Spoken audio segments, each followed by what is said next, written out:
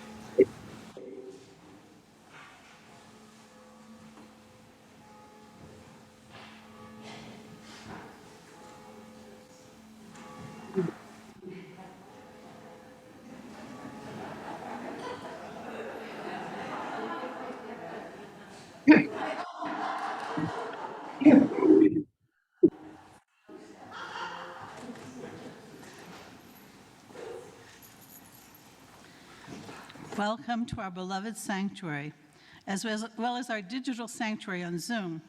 My name's Ellie Jarrell, and I'm glad to be here with you all and with Reverend Heather. And many thanks to Joel Niditz, who's doing our camera point today, and to Tom Keidel, who's our Zoom usher. Those of you who are here in person, we ask that you keep your mask on at all times while indoors, though worship leaders may take off their masks at the mic when distanced. Feel free to use the QR codes at either entrance to pull up the order of service on your phone, or take one of the large print copies. People of all ages are welcome to move about in the sanctuary as they need to, or to make themselves comfortable in the cozy zone in front of the first pew. I don't think I could do it, but the kids can. Children's programming for elementary school-age kids will begin today after our time for all ages. Our child care provider, Shannon, is available to be with nursery-age children in the narthex back there, or to accompany them to our nursery in the parish hall. As we begin our service today, we acknowledge that our church was built on the ancestral, unceded land of the Massachusetts people. We acknowledge the devastating legacy of settler colonialism and the continuing harm done to Indigenous groups in our community and beyond. May our commitment to justice, equity, and compassion call us to take meaningful, restorative action to honor and protect the land and all her people. We invite all of you to bring your perspectives, your beliefs and doubts, and all that is unique and wondrous about you to our service. In the spirit of love, all are welcome here. For the next few Sundays, our sanctuary will be adorned with art from two of our congregants. The quilt above our chalice back here is called Light and Dark by Mary Harmon. And over the statue of Theodore Parker are 3 small pieces of art by Karen Kirchhoff, with 2 more of Karen's in the narthex behind you. You can read about both the quilt and the artwork over by the statue as well. Thank you, Karen and Mary. If you're new to Theodore Parker Church or visiting today, we'd love to stay in touch. You're invited to fill out the connection card, which will give you an opportunity to sign up for our weekly updates and help us welcome you. A link to the connection card will be in the chat, as well as our contact info. Those joining us here in the sanctuary are encouraged to fill in the contact card you'll find in your pews within the bright yellow pamphlet that Tori is holding up. We'd like to offer a moment for those joining us remotely to greet us, those of us who are in the church. And so AV folks, could you please put our sanctuary screen in gallery view so that we can see our off-site congregation. Let's give a big wave and say hello, and from off-site and those in the sanctuary. We hope that each of you will find some comfort to carry you over the week and some challenge for your thoughts. As always, we wish for each of you health, well-being, and a sense of peace.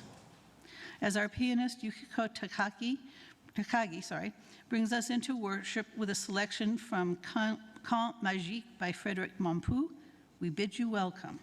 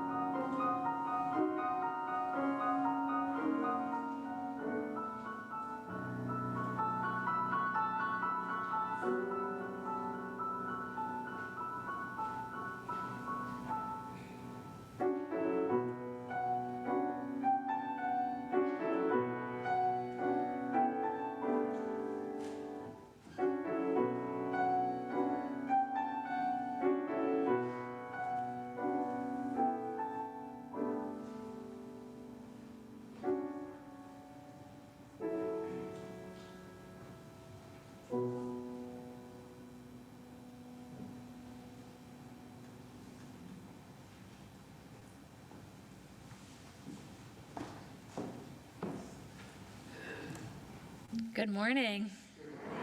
It is so good to be here with you this morning. I'm Reverend Heather Concannon, as many of you know, and it has been a joy to meet so many of you this week. Our opening words for worship this morning come from Reverend Monica Jacobson Tennyson.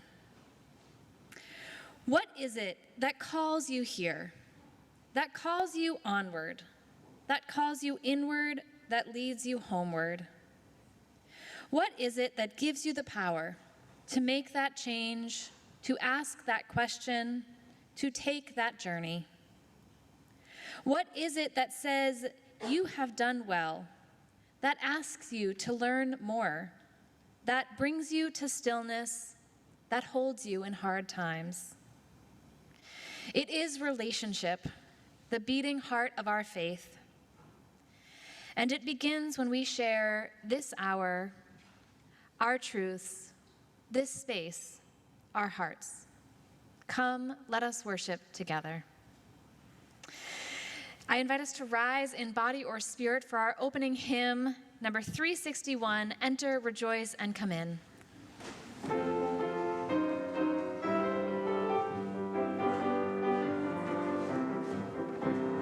Enter, rejoice, and come in. Enter, rejoice, and come in. Take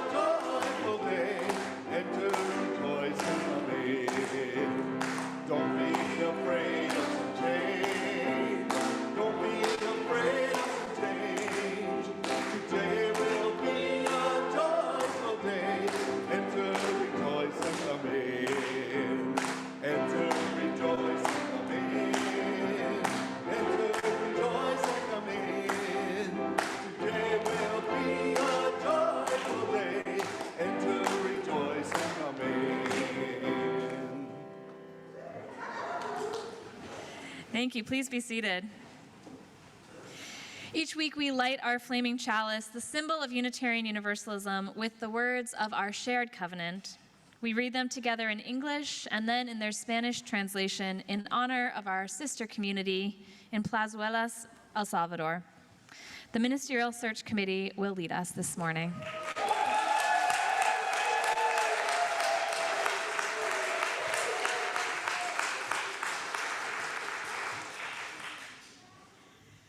Love is the spirit of this church, and service is its prayer. This is our great covenant, to dwell together in peace, to seek the truth in love, and to help one another.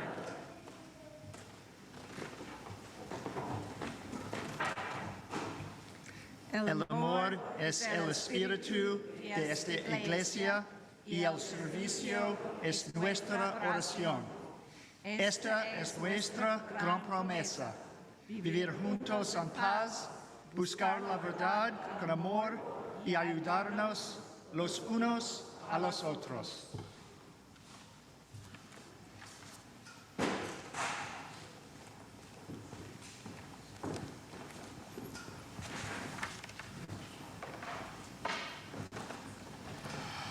Good morning.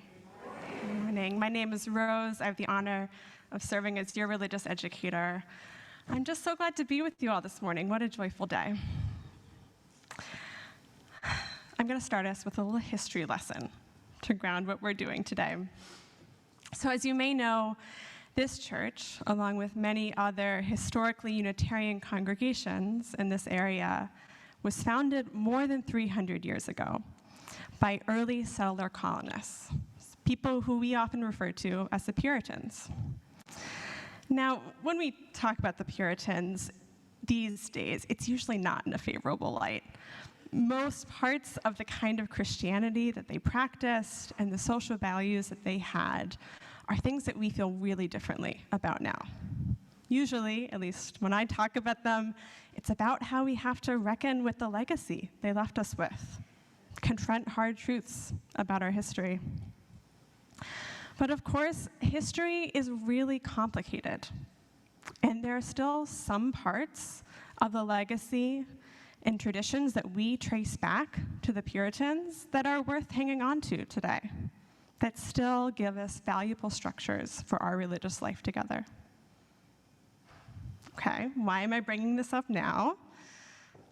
Today, right after the service, the members of this congregation are going to be voting on calling Reverend Heather as our next settled minister. I'm excited too.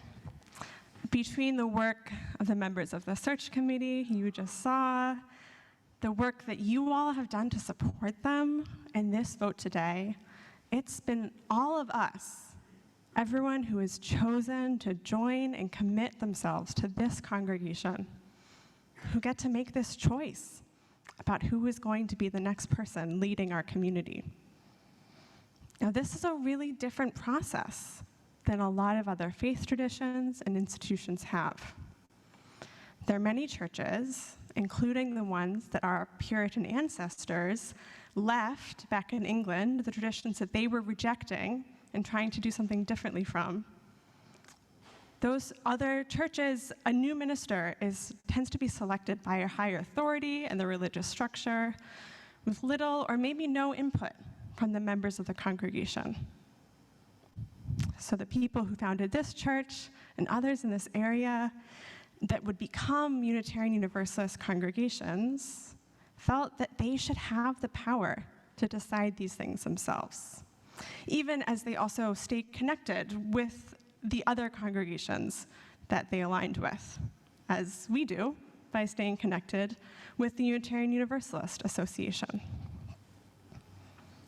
So this is why it was members of our congregation who selected Reverend Heather to be our candidate today, and why today we'll be voting on their choice and having the final say on who leads us into the next era of our community's journey. It's a powerful thing to have a say in who is leading your spiritual community.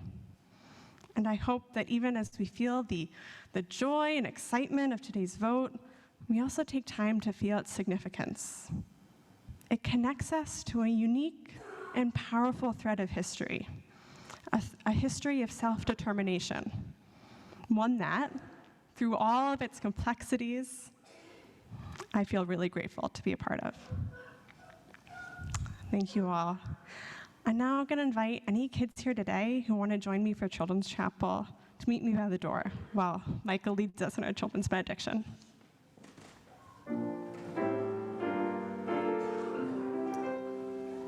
For you shall go out in joy, for you shall go out in joy, and come back in peace, and come back in peace. Blessed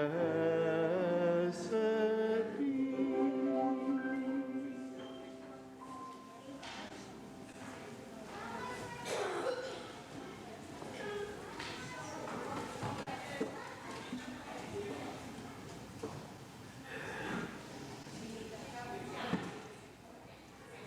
We now transition to a time of contemplation, meditation, and prayer. I invite you to stay seated as we sing our centering hymn, There is a Love, and enter into that space together.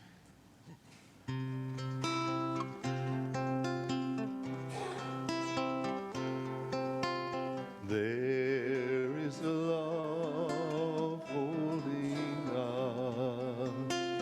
There is a love holding all that we love.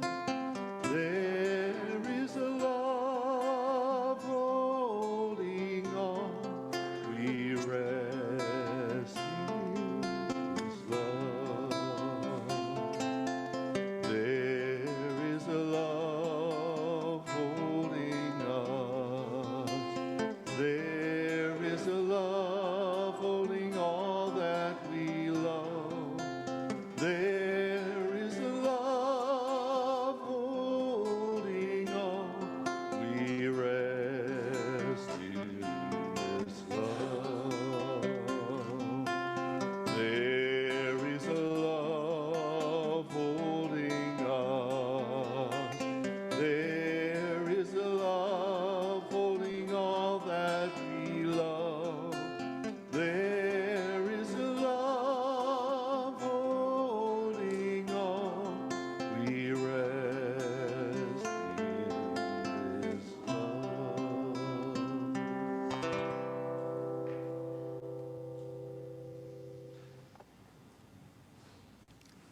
So whether you are with us today in the sanctuary or joining us online, I invite us into a time of prayer and meditation, first in words, and then followed by a time of silence, and then in music.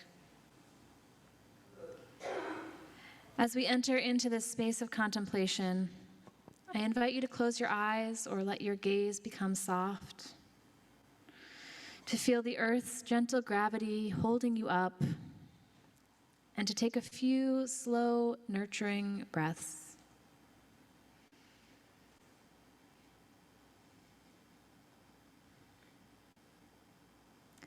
Holy One, Spirit of life and love, on this rainy April day, we can feel your Spirit presence in our midst as we celebrate the fullness of this life with joy and anticipation for milestones ahead, for transitions, for new beginnings, new relationships, new places we have found ourselves belonging. So too are some of us today experiencing loss or grief or loneliness.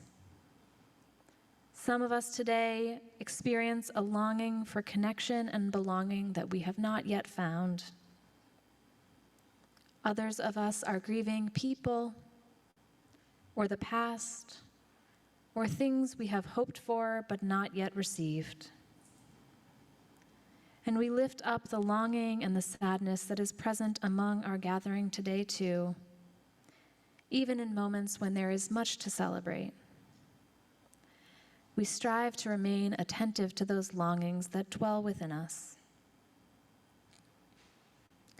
Spirit of life and of love, we pray that we will each know the experience of belonging that we all long for. We pray that we will nurture that seed of hope in our hearts and in our communities, knowing that a seed well nurtured will soon come to bloom. We pray that we might find ways to grow our connections, to heal what is broken, and to serve you, Spirit of life, in all your fullness and beauty. Let us dwell together in several moments of shared silence and meditation.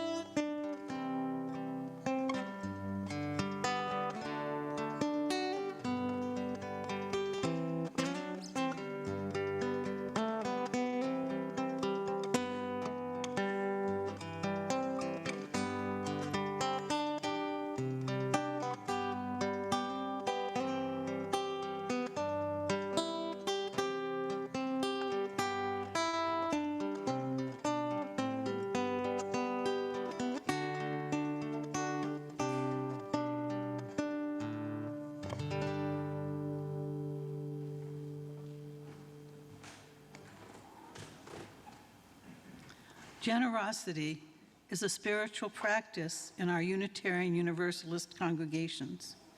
We give to remind ourselves how many gifts we have to offer. We give to remember that we are part of something bigger than ourselves. We give because we believe in music and sacred space. We give with gratitude for all that we've been given and with the faith that together we have more than enough. Links to donate will be in the chat, or you can take a meditative moment writing out a check and sending it to the church after the service. Ushers will be coming around the sanctuary to collect an offering from those in the pews who wish to donate something more tangible. As the choir sings "May Nothing Evil Cross This Door" by Louis Untermeyer, an offering to sustain this congregation of memory and hope will be gratefully received. Thank you.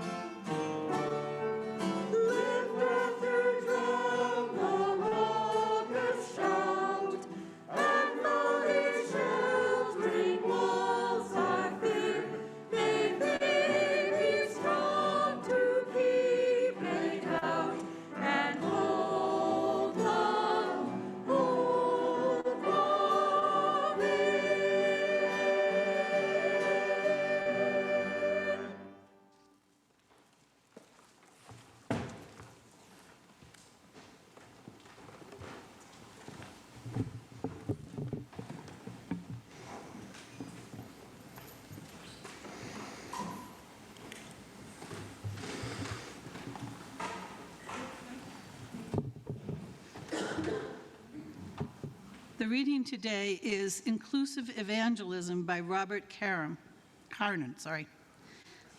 Our church and fellowship buildings and the moments we share within and outside point to a sometimes wild and raging visionary courage in the face of all that would demean and destroy and pervert and estrange what is in our hearts. There is no more critical task in our lives than the courage to love and to be there honestly and fully for one another. Deep and good friendship and all the trust and serenity that come with it are transformative. Deep friendship makes a healthy life possible, even likely. It makes for peace and for strength in facing the hardest issues. Doing what we can for what is right, just, and fair, here where we live, is the most powerful social justice force on earth. The quality of love and goodness we expose from our sometimes reluctant hearts will change the world. Our task is not to make more UUs, or to make bigger congregations, or to raise gobs of money. It is to heal and inspire, to open and remake, and thus change what is sorry to what is a joy. It is why we gather in the spirit of love and justice. It is why I give my life in service to what can only be described as invisible and intangible, but which is also the most powerful force of all. Our all too human, sometimes faltering, sometimes complete, sometimes painful and sad, sometimes serene and laughing love, and sometimes serene and laughing love that speaks, if anything at all does, with the voice of God.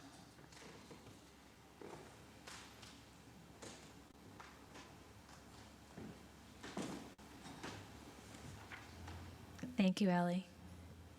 I took a risk and used a reading that included the G word. But it was beautiful, so. Members and friends of Theodore Parker Church, what a joy it is to be standing with you here today after the week we've had together. And what a delight it has been to get to learn more about you and about this community as a whole.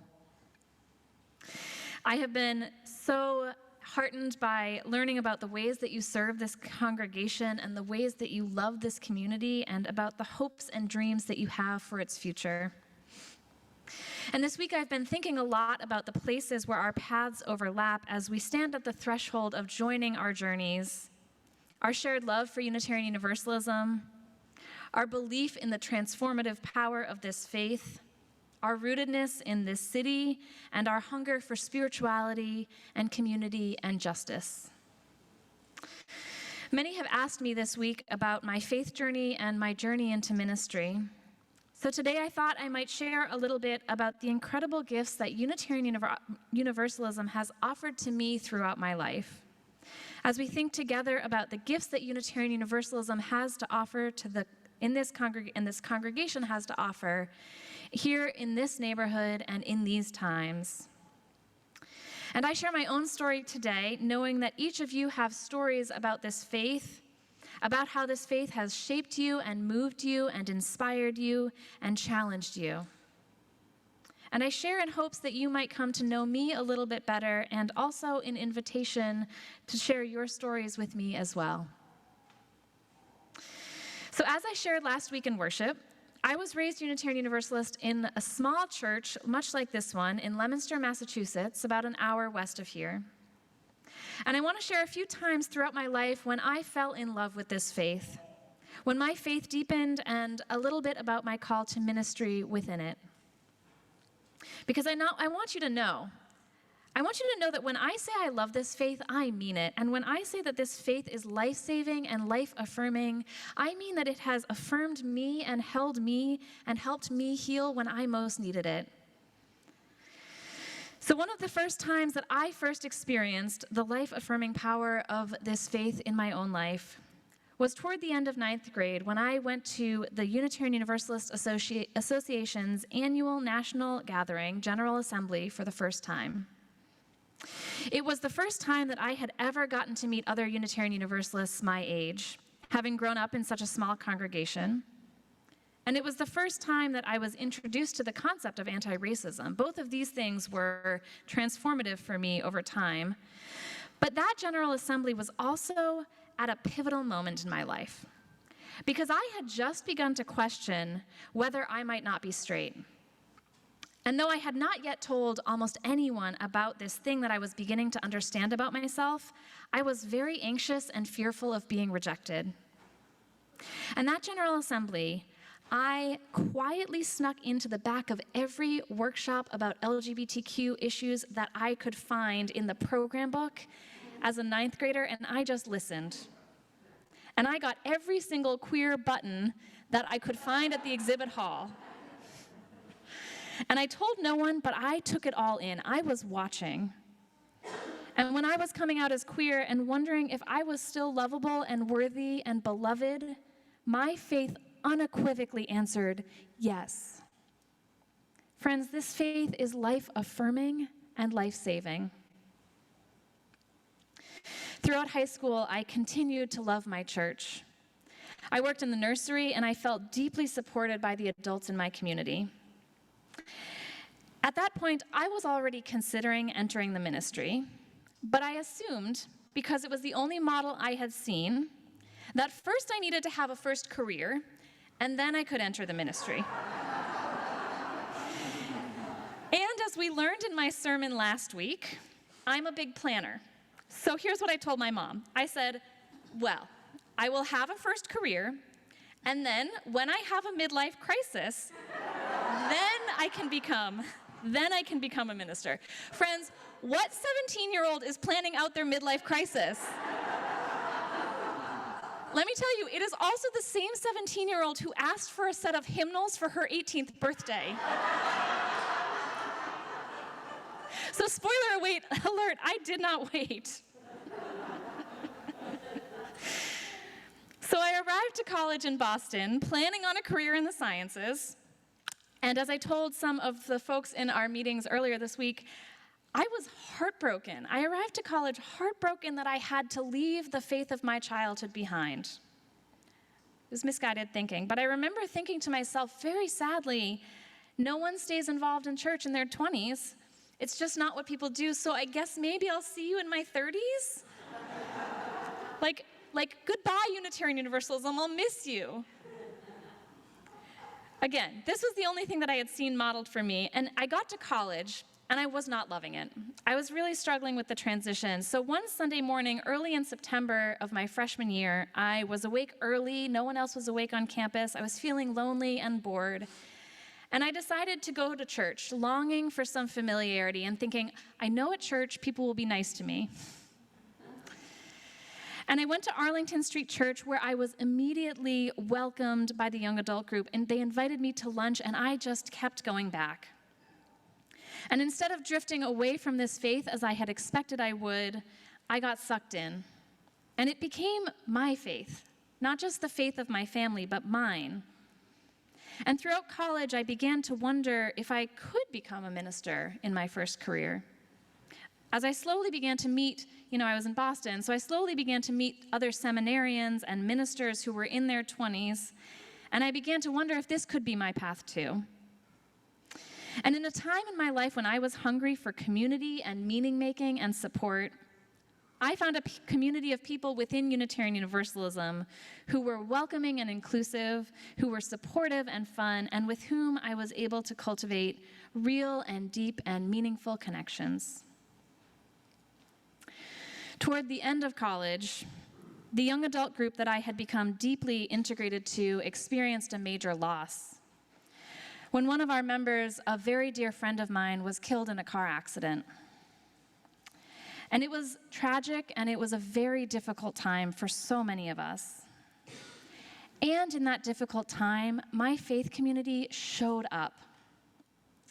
They showed up with material support in cards and memorial service planning and food, and they showed up in spiritual support in thoughtful words and in friendship and in holding space and in pastoral care and in crafting rituals together to grieve and process our loss. And in that season of grief, in some of my darkest days, I leaned on the rituals of this faith, and I knew that I was held in a web of love and support, and that all I needed to do was to reach out, and that love and support would be there. In that time, my faith offered me a sense of solace and ritual and an abiding love expressed through our human hands and through the love and care that we have for one another. And it sustained me when I most needed it. And it was in part because of experiencing how my faith community responded to our friend's death and my proximity to the fragility of life, and my own need for meaning-making and my growing convictions about the power of this faith to heal and to hold and to transform us, that I knew for sure that I did not want to wait until some later point in my life to become a minister. And so I entered seminary after I finished college. And from there, my journey of loving this faith and growing within it has continued. Since becoming a minister, I have been so grateful for the opportunity to serve this faith and to continue to be nourished by it.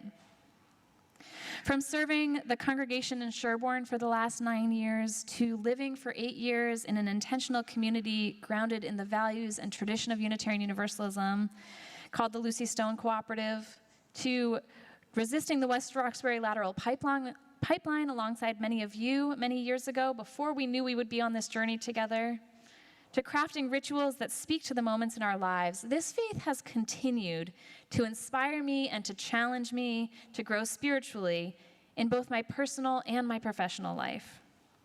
And it has given me an avenue to offer my gifts of service and ministry to the world, and it continues to shape me and transform me. Friends, there is so much in my own path that I believe speaks to some of the best of what Unitarian Universalism has to offer. And one of the best parts of my job as a minister is getting to hear your stories of how this faith has meant, what this faith has meant to you, and how you found this faith and how it has nurtured you. And I've gotten to hear some of those stories over the week, and I hope that in the coming months and years, you will share so many more of them with me. Because here's the thing. I believe that this world and the people in it so desperately need what this faith has to offer. I believe that the world needs this faith that says it matters how we live, not just what we believe. This world needs this faith that says our bodies are good and holy. This world needs this faith that says who we love and how we love is good and holy. This world needs a faith that says we are all worthy and whole and beloved. No matter the color of our skin or how much money we make or our gender identity or what we believe or where we were born. This world needs this faith that says that suffering is a part of life and not a consequence for a way of living. And this world needs a faith that looks at the injustice around us and does not explain it away as part of the divine order of things, but instead as something we are called to help heal. Friends, these messages are transformative, they are healing, they are life-affirming, and for some, these messages are life-saving. And they've been transformative for me, as I've said, and I imagine that they have been transformative for many of you. But these are not just abstract ideas. They're not messages or ideas that we read about online. They are ideas that we need right here, right now, lived out in West Roxbury and the surrounding communities. This world needs not just Unitarian Universalism, but this particular unique expression of it. Because Theodore Parker Church, you have so much to offer in service to the deep needs of this world. And I want to be clear, I am not saying you have so much potential, though you have that too. I am saying you are already offering this to the world. Because people, not just out there, but many of us in here, people are lonely and isolated and longing for community. And many of us need to be reminded that we are part of something larger than ourselves. And here I see you offering opportunities to participate in building something beautiful together. From the caring ministry team to the music program to the property team, here in a world, you are building something larger than yourselves. And here in a world where too often our worth is measured by what we produce, here at TPC, I see an inclusive, loving community that counters that message, instead with a message of inherent worthiness and wholeness and belonging. And when we look around and see the suffering and oppression in the world and we wonder what we can do about it, here I see you offering ways to heal and transform the world through your social action team and the Racial Justice Task Force, through your partnership with the UU Urban Ministry and Plazuelas. This week, we've talked a lot about what is next for this community. And many of you have talked about your hopes for this community growing. And I think at its best, a desire to grow is a desire to do two things. A desire to share the healing, a desire to deepen and grow in our own faith, both individually and collectively as a congregation, and also a desire to share the healing and the hope and the love and the transformation we have found here. Because we know that there are those who in the world who might need a community just like this one, but do not yet know about it. Because as our reading from Robert Concannon reminds us, our task is not to make more UUs, or to make bigger congregations, or to raise great gobs of money. Our task is not to make more UUs or more bigger congregations or raise great gobs of money. It is to heal and inspire, to open and remake, and thus change what is sorry into what is a joy. Theodore Parker Church, I already see you doing this. Healing and inspiring, opening and remaking, and changing what is sorry into what is a joy. There is so much goodness already happening here. There is so much vibrancy and love and inspiration. And the work ahead of us, which is always the work of faith communities, is simply to ask, who else needs to hear this message? And how can we share it? So friends, as we look to this moment where the past and the future meet, where we are filled with memories of where we have come from and hopes about where we are going, where we stand at a threshold with so much to offer and so many good things we are bringing with us on this journey without a map, I am filled with so much love for this faith and so much gratitude for this congregation, feeling inspired and energized by the week we've had and the ways that you are already living out your faith and the ways that we might do it together. May it be so, and amen. And I invite you to rise in body or spirit for our closing hymn, number 295, Sing Out Praises for the Journey.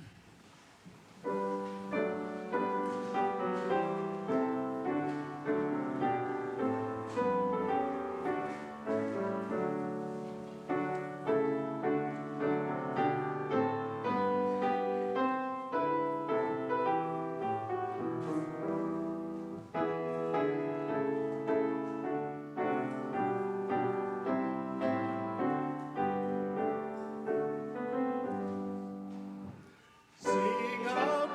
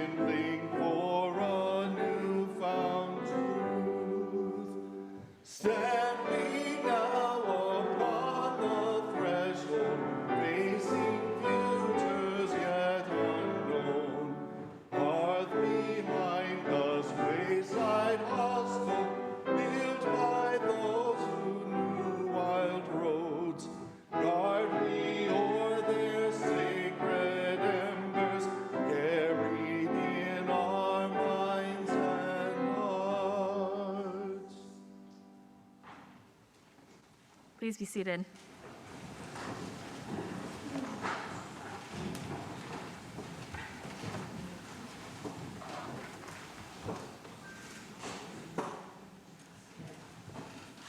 So nice to be here today. So I have a couple of general announcements about upcoming activities this week, and then I'll talk quickly about our special congregational meeting at noon. So first of all, tickets to safety. Our goal was $3,000. We're now at $3,300,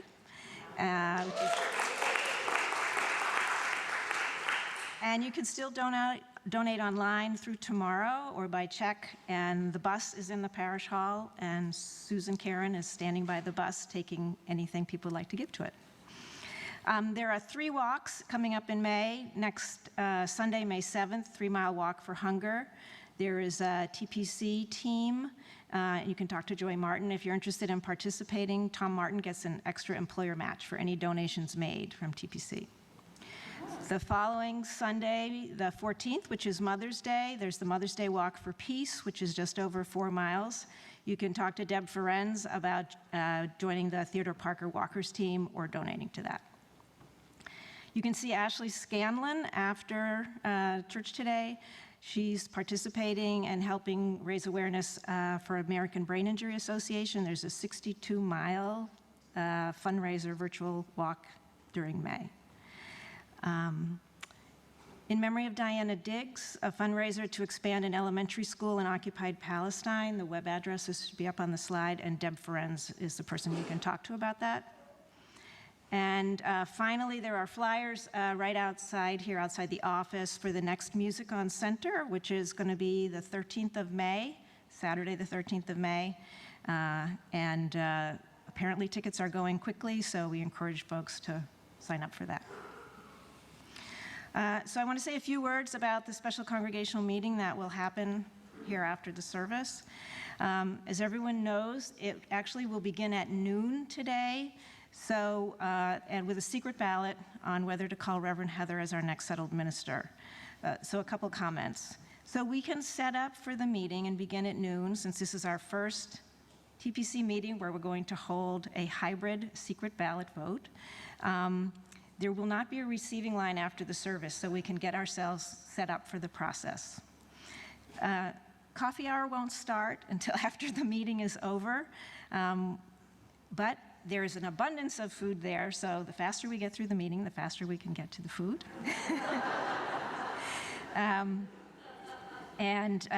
We just ask that people, when we finish here, take a quick bio break and then come back to the sanctuary. There will be members of the congregation, board members, who will be at doors from the narthex and from the breezeway. You need to check in if you're a member, and you will get your paper ballot. This is important for us to go through so we establish a quorum. If you're participating online, the Zoom link for the special meeting was sent out to everybody who had signed up yesterday. It was sent out last night. It will go out again right after the service to everybody on TPC Talk if you missed that or signed up late. You will need to log back in using that Zoom link. It is different from the church Zoom link, the worship service Zoom link. And please sign yourselves in by 11:45 to 11:50 or so. We appreciate everyone's cooperation and all the planning to do the meeting, and we look forward to starting that at noon. Thank you.